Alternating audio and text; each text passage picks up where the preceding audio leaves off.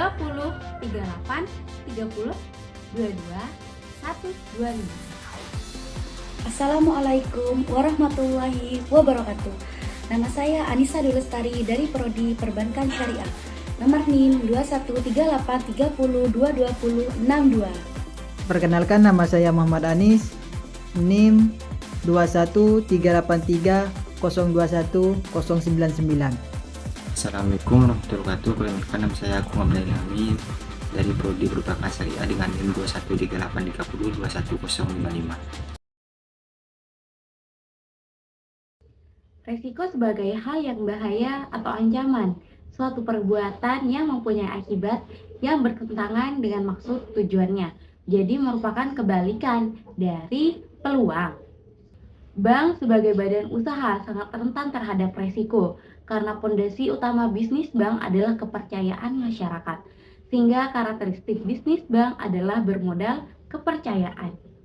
Jika lembaga keuangan dan resiko disatukan, maka menurut Robert Tampu-Bolun, resiko bank merupakan gabungan dari kemungkinan suatu peristiwa itu terjadi dengan dampak dari peristiwa tersebut.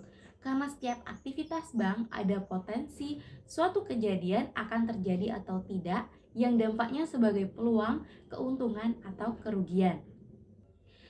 Secara alami, bisnis bank tidak hanya berbagi keuntungan, namun juga berbagi resiko. Apabila ingin mendapatkan keuntungan yang besar, maka juga harus siap menghadapi resiko yang besar juga. Istilahnya high risk, ya high return. Bank tidak mungkin dapat menghindari resiko-resiko yang ada. Namun bank harus menghadapi dan mengelola mitigasi atau risiko tersebut karena merupakan kejadian yang bersifat anticipate dan unanticipate, berakibat negatif berkaitan dengan keuntungan.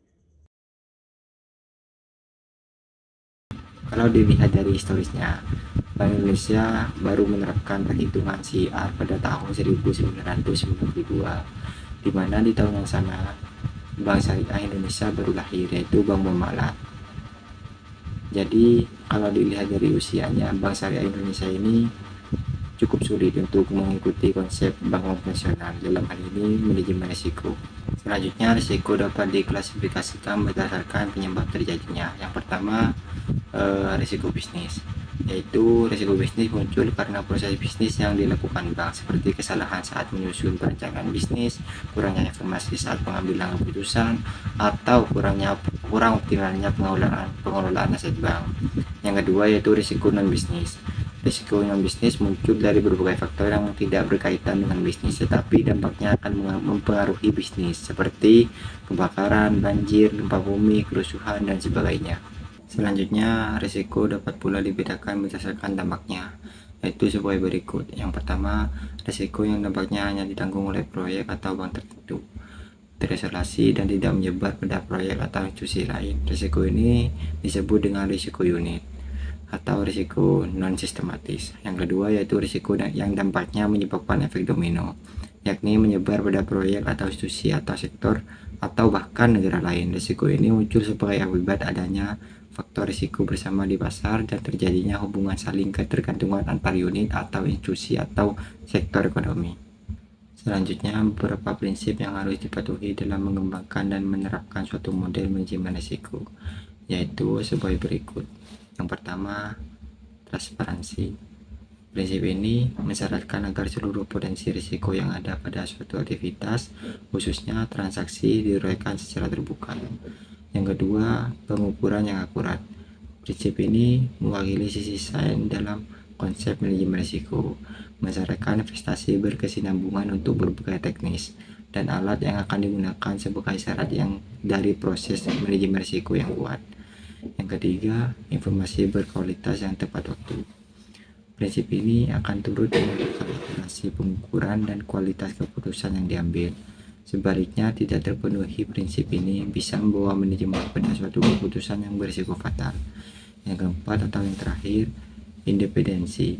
Berdasarkan prinsip independensi, keberadaan suatu kelompok manajemen risiko yang independen semakin dianggap sebagai suatu harusan. bank perlu mengendalikan risiko yang dimaksud sehingga kualitas penerapan manajemen risiko di bank menjadi semakin meningkat. Upaya peningkatan kualitas penerapan manajemen tidak hanya ditunjukkan bagi kepentingan bank tetapi juga kepentingan nasabah. Salah satu aspek penting dalam melindungi kepentingan nasabah dalam rangka mengendalikan risiko adalah transparansi informasi produk atau aktivitas bank.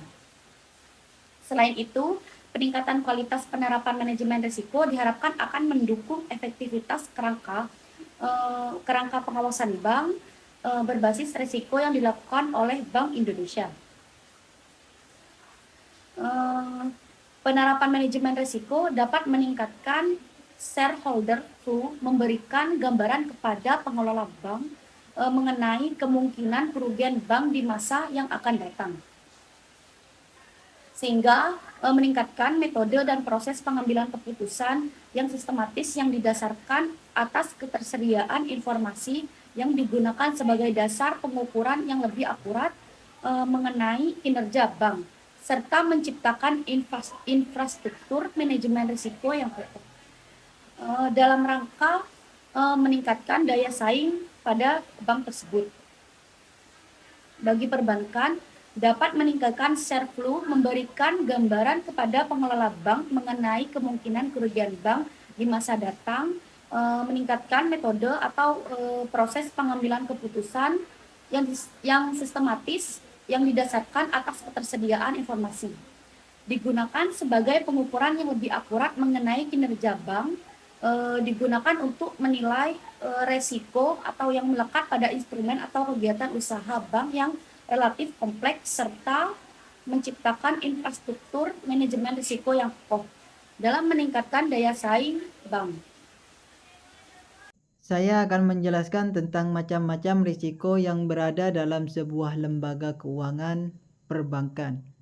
Yang pertama yaitu risiko kredit.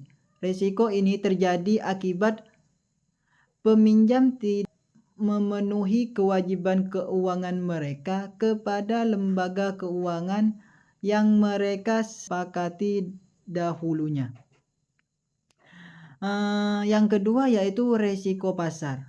Risiko pasar terjadi karena perubahan harga pasar di setiap harinya itu berubah-ubah.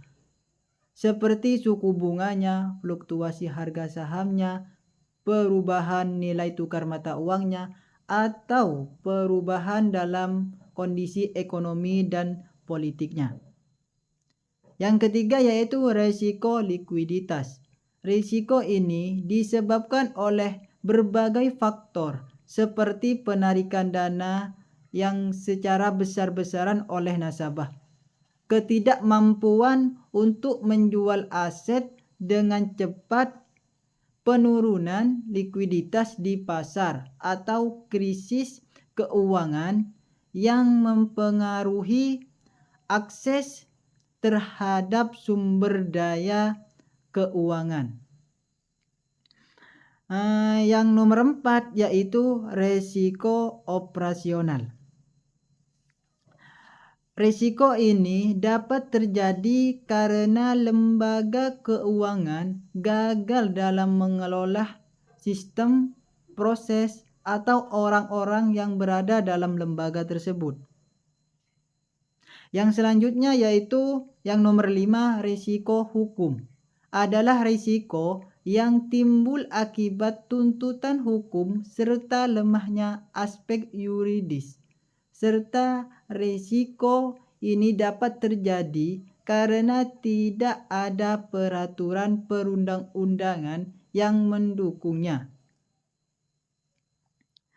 Yang nomor 6 yaitu risiko reputasi. Risiko ini timbul akibat menurunnya tingkat kepercayaan para pemangku kepentingan terhadap bank syariah. Yang ketujuh yaitu risiko strategis. Risiko ini dapat terjadi karena bank syariah mengambil strategi yang tidak sejalan dengan visi dan misi bank yang sudah ada.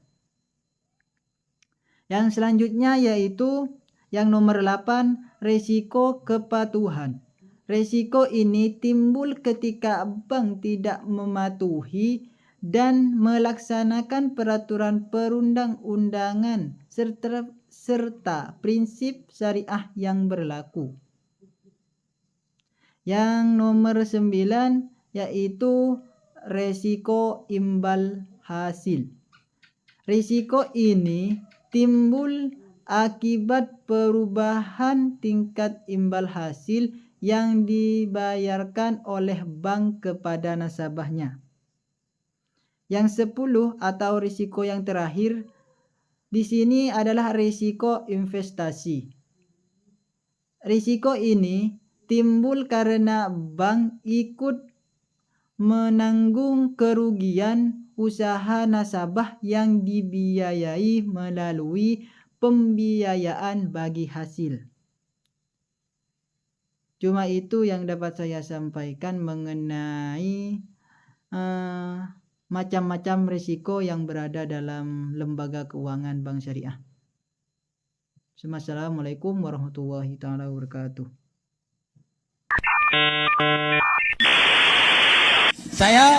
Wassalamualaikum bro.